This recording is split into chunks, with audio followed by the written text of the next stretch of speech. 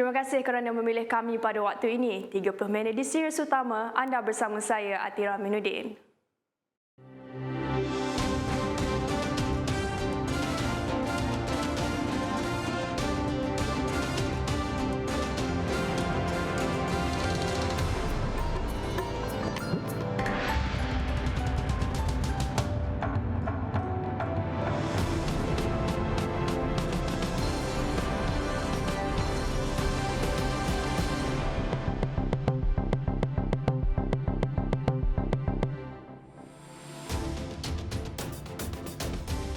Kedegilan masyarakat semakin menjadi-jadi.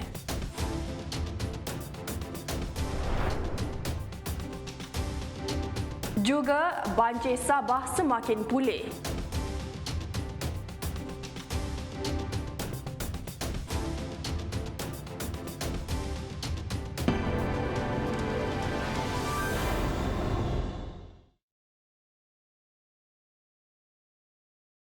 Gagal mematuhi skim harga maksimum musim perayaan Hari Raya Puasa SHMMP, 31 peniaga di kompaun RM4,000. Skim yang bermula seminggu sebelum Raya Aidilfitri 20 Mei lalu. Menurut Pengarah Kementerian Perdagangan Dalam Negeri dan Hal Ehwal Pengguna KPDN HEP Perak, Saifulizan Kamaruzzaman, 11 peniaga dikesan melakukan kesalahan tiada tanda harga khas merah jambu terhadap barangan yang dijual, manakala 8 peniaga lain direkodkan tidak mempamerkan tanda harga. 6 peniaga direkodkan menjual melebihi harga kawalan dan alat timbang yang tidak tentu sah. Penguatkuasa melakukan pemeriksaan di 5,525 premis sejak skim itu diperkenalkan pada 21 April lalu. Pelbagai barangan dirampas bernilai RM2,197.99. Tahap pematuhan peniaga terhadap peraturan-peraturan yang ditetapkan adalah baik, malah kedudukan harga dan bekalan barangan keperluan lain adalah stabil serta mudah diperolehi di pasaran. Kedegilan 4 lelaki warga tempatan yang enggan memakai pelitup muka membawa padah apabila dikenakan kompaun RM1,500 dalam satu rondaan dilakukan pihak polis di kawasan perindustrian dekat Bentong. Menurut Ketua Polis Daerah Bentong, Superintenden Zaiham Muhammad Kahar, rondaan dilakukan unit pencegahan jenayah di sebuah kawasan perindustrian di Jalan Lama Bentong, Menghala, Kuala Lumpur. Anggota peronda terserempak dengan 4 orang lelaki warga negara tempatan berusia 18 tahun hingga 55 tahun yang tidak memakai pelitup muka. Keempat-empat lelaki tersebut masing-masing dengan sengaja tidak memakai pelitup muka dan memberi pelbagai alasan atas kesalahan mereka itu. Mereka dikenakan kompaun sebanyak RM1,500 setiap seorang serta-merta.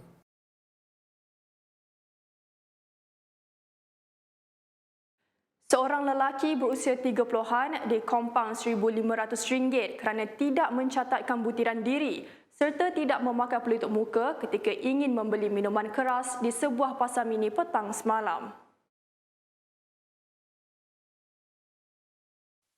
Pegawai polis yang berpangkat inspektor itu diprovok lelaki tersebut apabila mengeluarkan kompaun sambil dirakam olehnya. Menurut Ketua Polis Daerah Sungai Siput, Superintenden Muhammad Kaizam Ahmad Shahabuddin, pemilik premis juga dikenakan kompaun RM1,500 akibat gagal memastikan lelaki tersebut mematuhi SOP. Provokasi hanya dilakukan oleh pelanggan premis itu, namun pemilik kedai akur dengan tindakan kompaun yang turut dikenakan ke atasnya. Lelaki tersebut turut memberi pelbagai alasan kepada inspektor berkenaan sambil merakam reaksi atau tindakan pegawai polis itu namun tidak diendahkan. Tambah beliau, tiada tindakan lanjut dikenakan bagi tindakannya itu walaupun rakaman video itu sudah tular. Lelaki itu juga jelas mengakui kesalahannya yang tidak memakai pelitup muka. Polis juga tidak berkompromi terutama dalam waktu jangkitan COVID-19 mencatatkan angka yang tinggi ketika ini.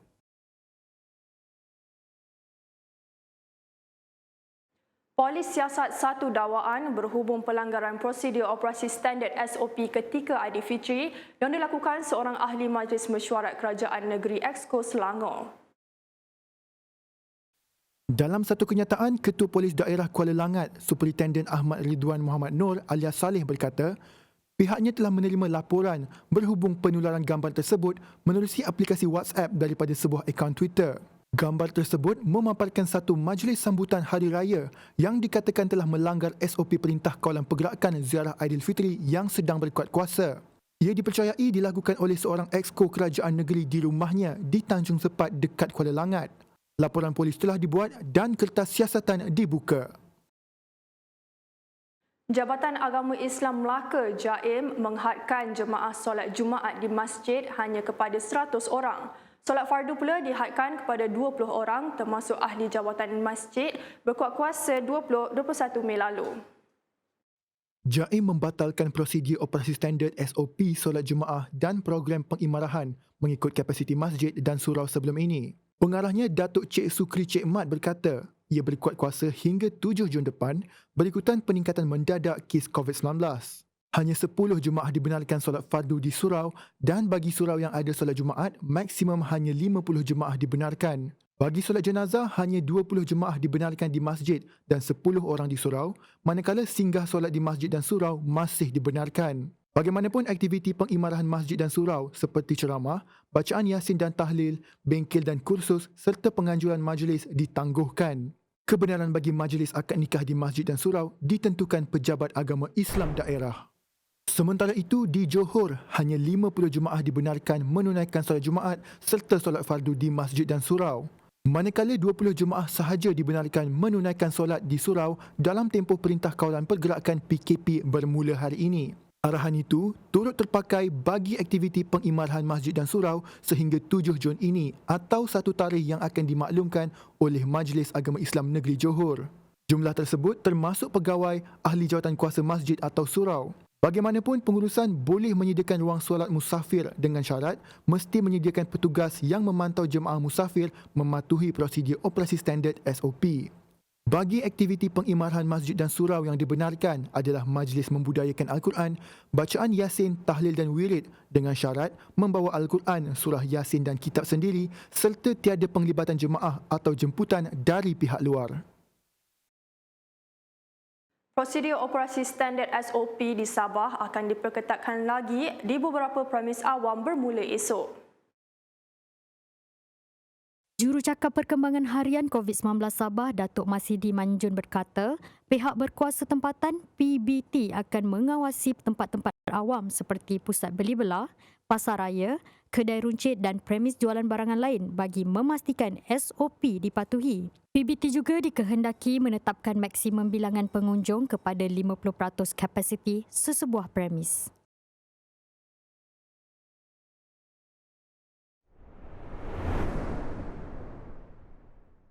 Dalam pada itu, operasi restoran termasuk restoran dalam hotel dibenarkan bermula jam 6 pagi sehingga jam 10 malam. Antara premis yang ditetapkan ialah kedai dan gerai makan, pusat membeli belah, pasar raya besar, kedai runcit, kedai serberneka dan kedai dobi layan diri. Turut disenaraikan ialah kedai gunting rambut, salon, kedai kecantikan, perkhidmatan spa, refleksologi, urut serta pusat cuci kenderaan dengan memastikan pematuhan SOP sedia ada.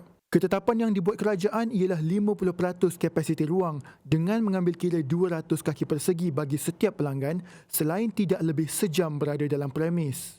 Perubahan waktu operasi perniagaan di seluruh Sabah itu selaras dengan langkah kerajaan pusat mengetatkan SOP Perintah Kawalan Pergerakan PKP di semua negeri di Semenanjung dan wilayah Persekutuan Labuan termasuk menghadkan operasi perniagaan. Sedikit perkembangan banjir di Sabah. 4,999 mangsa daripada 1,424 keluarga membabitkan daerah Tenom serta Beaufort masih berada di 41 pusat pemindahan sementara PPS hari ini. Ia menunjukkan sedikit penurunan setakat jam 8 pagi tadi berbanding 5,006 mangsa pada jam 8 malam tadi. Tenom masih kekal mencatatkan jumlah mangsa banjir tertinggi dengan seramai 4,396 mangsa daripada 1,269 keluarga. Antara PPS yang merekodkan bilangan mangsa banjir tertinggi di Tenom adalah Dewan Seri Ontoros, 476 mangsa, Rumah Kebudayaan Berlumbung Seberang, 339 mangsa, Rumah Kebudayaan Angalor, 288 mangsa, Dewan Terbuka Kampung Saga, 265 mangsa, Rumah Kebudayaan Batu Angalor 226 mangsa dan Rumah Kebudayaan Puanan Tomon 190 mangsa. Di daerah Beaufort pula, seramai 231 orang penduduk terjejas banjir ditempatkan di PPS Dewan Datuk Seri Panglima Muhammad Don Banir. Dewan Selangor seramai 183 mangsa, Dewan Residen 150 mangsa serta Dewan Kebudayaan dan Kesenian Bisaya 38 mangsa. Terdapat sedikit pengurangan jumlah mangsa di PPS Dewan Selangor berikutan beberapa mangsa pulang ke rumah keluarga masing-masing sementara menunggu situasi banjir kembali pulih.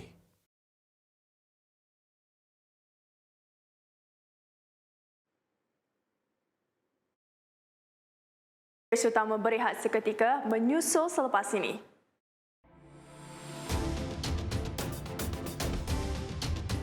Thailand buka hospital ke-6 di Bangkok.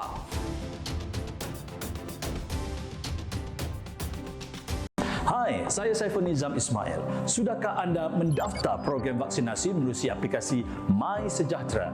Jika belum, jom saya tunjukkan. Mudah je.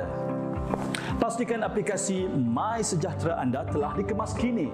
Selepas dikemas kini dan sekiranya anda menggunakan aplikasi untuk check-in di mana-mana, jangan lupa klik tutup untuk ke menu utama. Klik vaksinasi COVID-19 untuk pendaftaran baru. Klik pada maklumat yang tertera nama anda di bahagian paling atas aplikasi ini. Pastikan butiran peribadi anda betul. Nama anda perlulah sama seperti dalam kad pengenalan. Jika betul, klik sahkan. Jika terdapat kesilapan, klik edit untuk kemas kini. Klik OK untuk langkah berikutnya. Jawab setiap soalan yang diberikan dan kemudian klik hantar. Klik OK dan pendaftaran anda kini telah berjaya. Maklumat mengenai temujanji vaksinasi akan dimaklumkan melalui push notification. Anda perlu menunggu kelulusan sebagai penerima vaksin berdasarkan fasa kelayakan. Jom bersama kita hentikan wabak COVID-19. Lindung diri, lindung semua.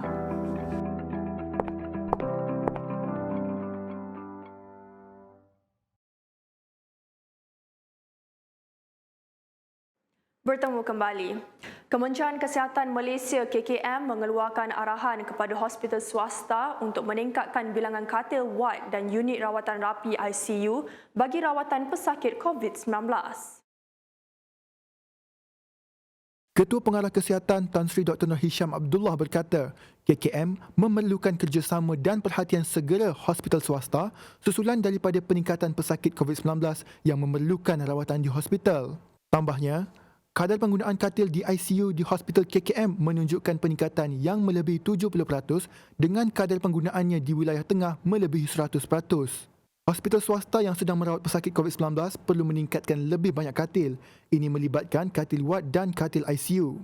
Bilangan maksimum katil yang boleh diagihkan untuk pesakit COVID-19 adalah berdasarkan kapasiti katil wad dan ICU yang dilesenkan. Kes positif dan kematian harian COVID-19 di seluruh negara juga dilihat menunjukkan peningkatan yang membimbangkan sejak pandemik COVID-19 bermula, di samping kadar kebolehjangkitan yang masih berada pada paras yang tinggi. Berita baik buat rakyat Malaysia. Dalam proses mempercepatkan usaha vaksinasi kebangsaan, bekalan Pfizer-BioNTech 2 juta dos seminggu bakal diterima. Ia dijadualkan tiba bermula Julai depan. Menteri Penyelaras Program Imunisasi Khairi Jamaluddin Abu Bakar berkata, sebanyak 559,000 dos AstraZeneca menerusi perolehan pelan peruntukan vaksin COVID-19 global. COVAX pula dijangka tiba pada hari ini untuk diagihkan kepada penerima berdasarkan konsep sukarela. Selain itu, jumlah dos vaksin terbabit dijadualkan tiba di Malaysia dalam tempoh beberapa hari akan datang, disusuli 600,000 dos lagi pada bulan depan. Tambahannya, vaksin AstraZeneca akan sentiasa dihantar, namun bekalan paling besar ialah Pfizer kerana membabitkan 2 juta dos seminggu pada Julai depan, sekaligus akan banyak membantu mempercepatkan vaksinasi di negara ini.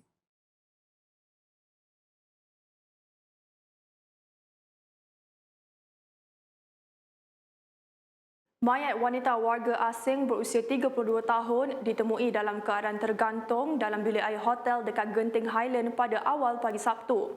Mangsa dikatakan menginap di hotel berkenaan sejak datang ke negara ini pada awal tahun. Ketua Polis Daerah Bentong, Superintendent Zaiha Muhammad Kahar berkata, mangsa dipercayai dalam keadaan tertekan akibat masalah peribadi. Menurutnya, pada hari kejadian, mangsa sedang berbual bersama rakan-rakannya sebelum bergegas masuk ke bilik air dan mengunci pintu. Curiga dengan tindakan mangsa, rakannya cuba membuka pintu dan memanggilnya keluar namun gagal. Kemudian rakannya memaklumkan kejadian itu kepada pihak pengurusan hotel sebelum dilaporkan kepada polis. Anggota polis yang tiba di lokasi menemui mayat mangsa dalam keadaan tergantung. Pemeriksaan awal pada mayat mangsa mendapati kematian wanita itu tiada unsur jenayah. Mayat mangsa dihantar ke Hospital Bentong untuk proses bedah siasat. Orang ramai yang mempunyai maklumat diminta tampil menghubungi bilik gerakan Ibu Pejabat Polis Daerah IPD Bentong melalui talian 09-222-2222 untuk bantu siasatan.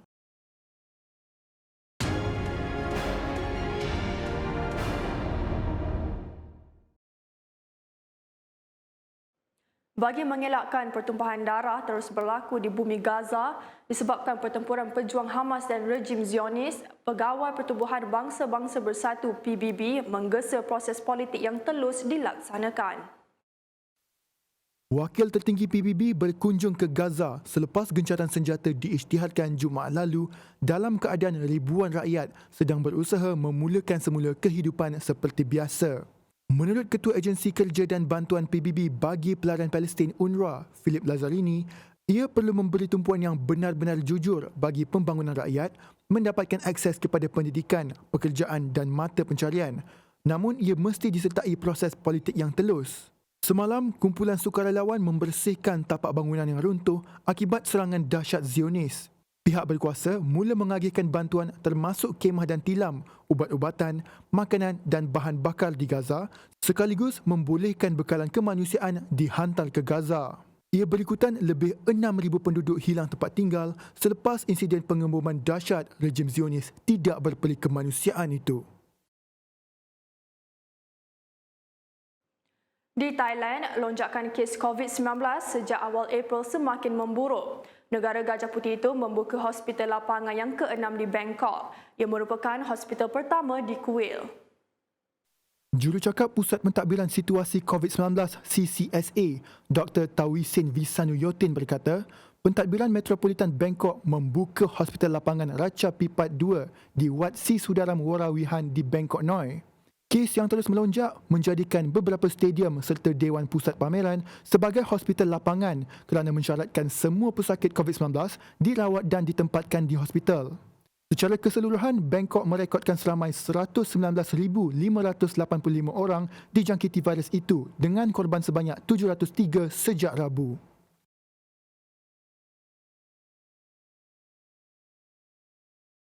Ura-ura berkaitan varian Singapura yang dikatakan sangat berbahaya bagi kanak-kanak dan boleh mencetus gelombang jangkitan ketiga di negara itu, Ketua Menteri New Delhi Arvind Kejriwal dikritik hebat kerana membuat kenyataan palsu mengenai kewujudan varian Singapura di negara tersebut. Varian baru yang dimaksudkan oleh Ketua Menteri itu disahkan tidak wujud di Singapura, bahkan pertama kali ditemui di India. Beberapa ahli politik dan warga India mengkritiknya atas komen yang disifatkan memburukkan lagi usaha melawan pandemik. Ahli Parlimen India Priyanka Chaturvedi berkata, Singapura adalah sekutu lama dan memberikan sokongan kuat pada India ketika memerangi gelombang kedua COVID-19. Ramai warga India turut menjadikan negara itu sebagai rumah kedua mereka dan dakwaan seumpamanya adalah tidak berasas. Ia dibuat tanpa kepakaran atau alasan saintifik sekaligus boleh merosakkan hubungan dua hala. Kejriwal Selasa lalu menghantar tweet untuk menunjukkan keprihatinan kononnya terdapat bentuk baharu coronavirus yang ditemui di Singapura. Bagaimanapun, perkara itu dinafikan Kementerian Kesihatan Singapura yang menjelaskan varian Singapura tidak wujud.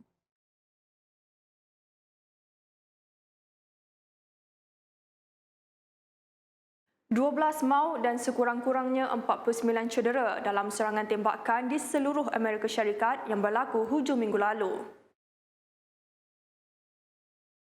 Kes tembakan rambang semakin menjadi-jadi selepas Presiden Joe Biden menyifatkan jenayah keganasan senjata api sebagai epidemik di negara itu. 2 terbunuh apabila tembakan dilepaskan di sebuah rumah di New Jersey yang menyebabkan sekurang-kurangnya 12 orang cedera. Polis di Atlanta, Georgia menemukan 3 mangsa tembakan awal pagi semalam selepas menerima panggilan kecemasan berhubung insiden tembakan itu. Ketiga-tiga mangsa disahkan meninggal dunia di tempat kejadian. Insiden tembakan maut turut berlaku di Minneapolis, Minnesota, malam sebelum penyokong dan ahli keluarga George Floyd mengadakan perarakan semalam bagi memperingati ulang tahun pertama kematian Floyd. Dalam kejadian itu, seorang maut manakala 8 lagi cedera dengan seorang mangsa dalam keadaan kritikal.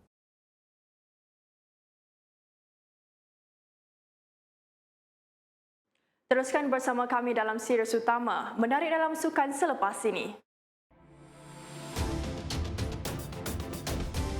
Malaysia tuan rumah kejohanan skuash lelaki dunia.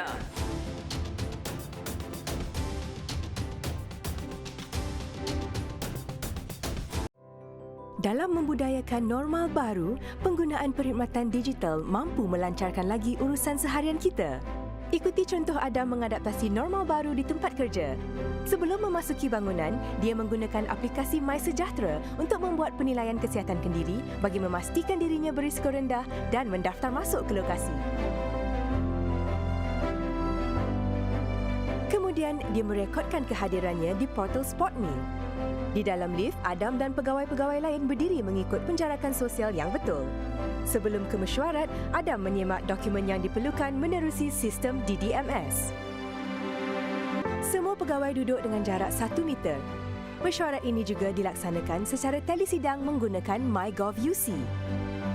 Ekonomi pasca COVID-19 ternyata mencabar, namun telah membuka peluang pekerjaan baru, terutamanya dalam ekonomi digital. Ini mendorong Khairul untuk meningkatkan kualiti hidupnya. Dia mendapatkan maklumat tentang memulakan perniagaan di portal Malaysia Biz. Dalam mengadaptasi normal baru ini juga, anaknya sedang giat mengikuti pembelajaran secara dalam talian. Demi masa depan keluarganya, Khairul membuat keputusan untuk mendaftarkan perniagaan barunya. Tahukah anda tentang pendigitalan KKM? Pesakit kes ringan seperti Laila kini boleh menempas slot temujanji secara dalam talian di portal MyHealth. Di klinik, jururawat menjana surat pengesahan dan pengakuan pegawai Laila menerusi EGL. Sementara itu, Dr. Muizuddin sedang memberikan penilaian kesihatan susulan secara maya. Apabila tiba giliran Laila, dia menerima rawatan yang sewajarnya. Dr. Muizuddin kemudian merekodkan maklumat kesihatan pesakit ke dalam sistem HIS. Kita harus bergerak seiring dengan perubahan masa. Pendigitalan ialah normal baru. Kita guna, kita sokong, kita mampu.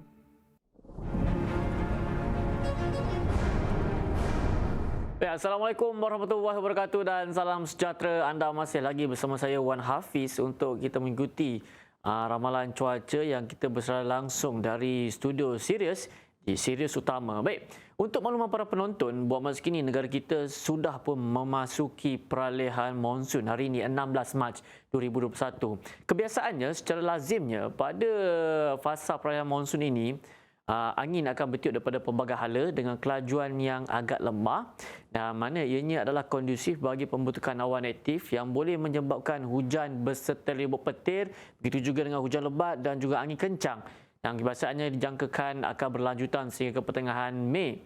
Kawasan-kawasan yang terlibat adalah di bahagian pantai barat Semenanjung Malaysia, di bahagian barat di negeri Sabah serta di barat dan juga tengah di negeri Sarawak. Jadi orang ramai dinasihatkan agar sentiasa berhati-hati, sentiasa peka dengan amaran serta dengan ramalan dan juga amaran yang dikeluarkan. Baik, pada tempoh ini orang ramai dinasihatkan agar tidak berlindung di bawah struktur yang tidak kukuh. Baiklah, pada kali ini kita teruskan dengan paparan carta angin. Pada kali ini jelas menunjukkan angin bertiup daripada pelbagai hala dengan kelajuan yang agak lemah sekitar 10 hingga ke 20 km sejam. Dan dengan keadaan angin yang kurang signifikan buat masa kini, Met Malaysia tidak mengeluarkan sebarang amaran angin kencang serta lok bergelora di mana kawasan Peran di rantauan kereta. Baik, berdasarkan paparan carta suhu, kebiasaannya pada tengah hari suhu maksima boleh mencapai 34 hingga ke 35, tetapi menjelang ke lewat petang suhu boleh mencapai 28 ataupun 29. Berikutan hujan berserta ribut petir akan berlaku di bahagian pantai barat Semenanjung Malaysia.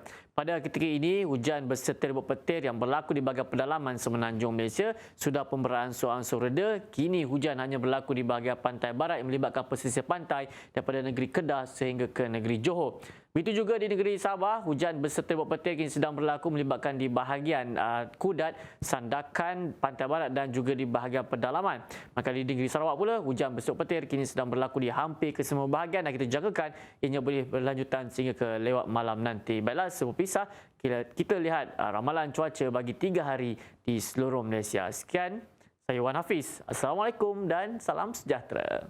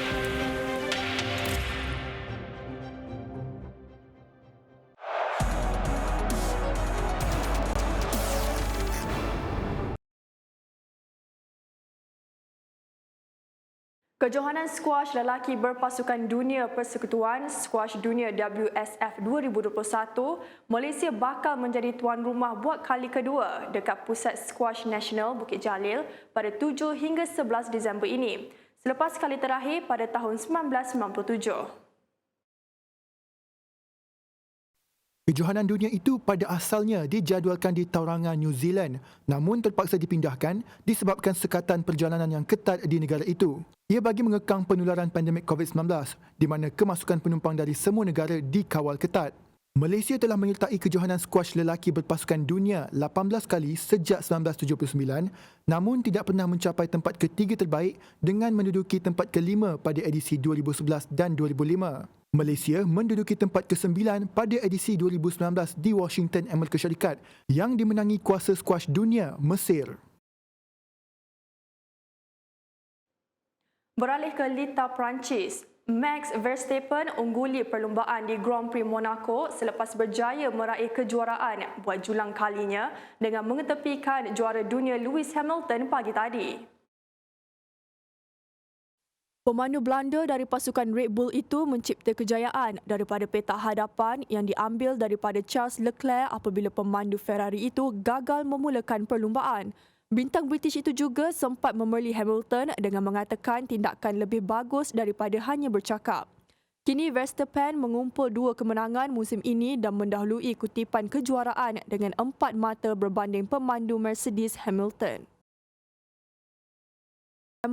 Seterusnya menamatkan kejuaraan 3 tahun berturut-turut dalam liga buat PSG. Nervy getting the first against Saint Etienne. They started. One possibly expected them to be at the summit come the end of this season. Appointment on the face of Mike Magnon because they conceded so late. Liga Perdana Inggeris, Chelsea dan Leicester bakal didenda Persatuan Bola Sepak Inggeris FA selepas pergaduhan di antara dua pasukan tersebut tercetus pada Selasa lalu.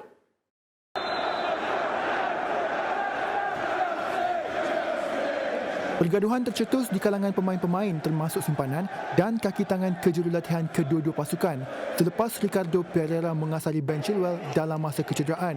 Pertahanan Chelsea Antonio Rudiger berang dengan kekasaran berkenaan dan situasi bertambah panas susulan tindakan Daniel Amartey menghina panji Chelsea selepas final Piala FA Sabtu lalu. Kedua-dua kelab didakwa gagal mengawal pemain dan pegawai masing-masing. Kedua-dua pasukan diberikan tempoh sehingga Selasa ini untuk memberi jawapan mengenai pergaduhan tersebut.